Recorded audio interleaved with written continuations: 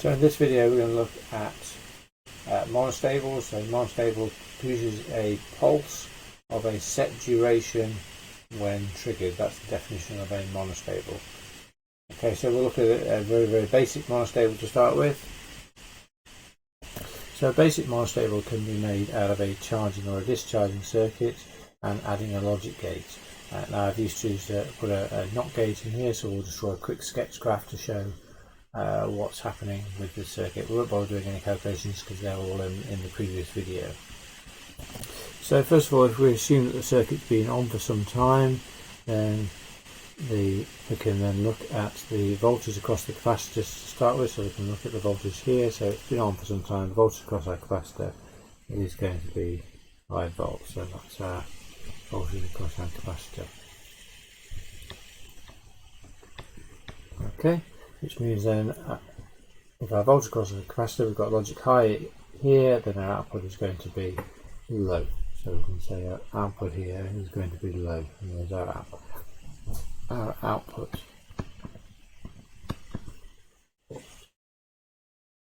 Okay, and then at some point in time, then what we're going to do is we're going to press and release the switch. We're going to momentarily press and release the switch. What does that do? It puts an instantaneous 0 volts there, instantaneously discharges the capacitor, resets the system, so allows the capacitor to charge up. So as soon as you press that, VC should go to straight to 0 volts and then allow it to charge back up again. Let me just get myself ready. So at this point in time, we're going to say we're going to press and release the switch. So our capacitor, voltage across the capacitor should instantly go down to 0 volts, and then our voltage, and then it will then start to charge up like so, depending on the time constant of the capacitor and the resistor. Okay, so I'm going to put a mark there because that's 2.5 volts. So we've got a point here at 2.5 volts that's going to be where things happen. And it means for the output that as soon as we press the switch, then our output goes to a logic high. And we'll assume it's on the same supply voltage as our 5 volts, so it's going to go to 5 volts, and it's going to remain high until the input, till VC equals 2.5 volts, half the supply voltage, and then it goes low again. So we get a pulse lasting 0.69 RC seconds. So we've got a pulse, single pulse when triggered. So that's a basic monostable circuit, but we can do better.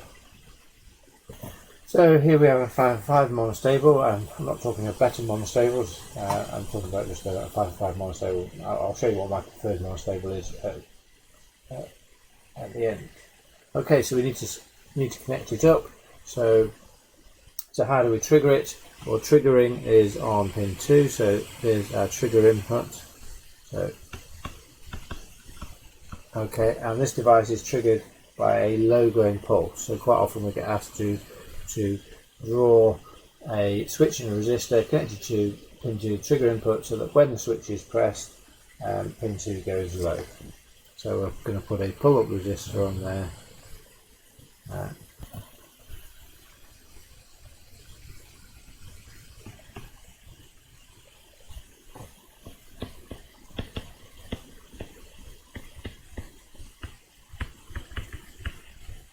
And then we need to put our timing circuit on there. It only produces a single pulse of a set duration, so we only need a single resistor that goes with this circuit. So it connects in like so.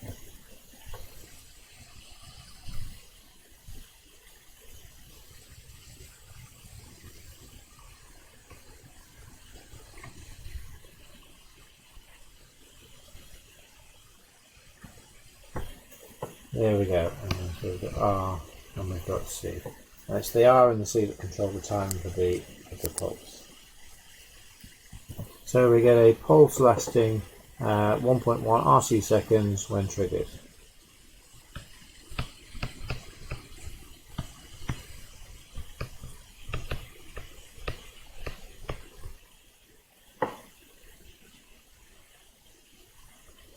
So let's let's do a little calculation just so we can pop that in. So it said that R is 20k, C is equal to 140 microfarads. What is the output pulse? Okay, so T equals 1.1 RC. 1.1 times 20k times by 140 microfarads gives me 3.1 seconds. So just so you can see that in the graph, so when we trigger it we get a pulse, output pulse lasting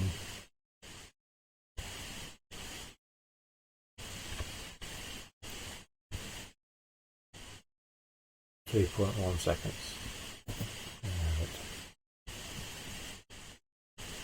Okay, so the last bit I want to do is just something a little bit different. So what we'll do is we'll have it where the circuit then turns the LED off for 3.1 seconds when the system is triggered. Okay, so a bit of deactivation, a bit of downtime, so the LED turns off for that amount of time. How do we connect to do? Any thoughts? Okay, that's where we then bring in our syncing and sourcing. So if we're going to then turn it off for that amount of time, it means it will be turned on when it's not being triggered. So when it's not being triggered, there'll be a logic low here. You can see from the graph, so therefore we'll have our LED in just to be able to draw that in. Okay, and draw that in, so when it's not been triggered, logic low there, so therefore the LED is on. As soon as we trigger it, we get a pulse here, so it goes to a logic high, which means there's no bias across our LED, so the LED isn't illuminated. Happy days. So outside the course, certainly for WJC Educast, but certainly my preferred circuit for doing monostables is our NAND gate monostable. So it works exactly the same if we connect it up like this, and works back at the same principle as I originally showed you with the charging and discharging circuit. So capacitor resistor 0.69 RC, trigger it with a low going pulse, and we get a high going pulse out.